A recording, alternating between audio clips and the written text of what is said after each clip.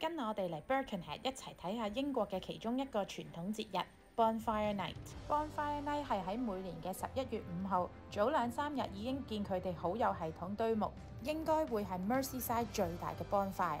等我都去幫手加啲木，大火啲先。就係咁樣圍爐取暖，11月冬天都唔怕啦，仲特別有氣氛添。最正嘅就梗係連續2個鐘不停咁樣放嘅煙花啦。比起維港煙花會一啲都唔舒適㗎，地方仲空曠，仲舒服。啲煙花超近距離咁樣喺你頭頂度爆，真係勁正。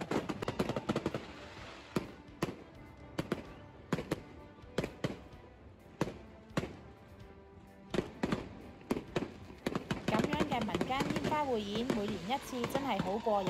希望可以繼續保持呢啲傳統啦。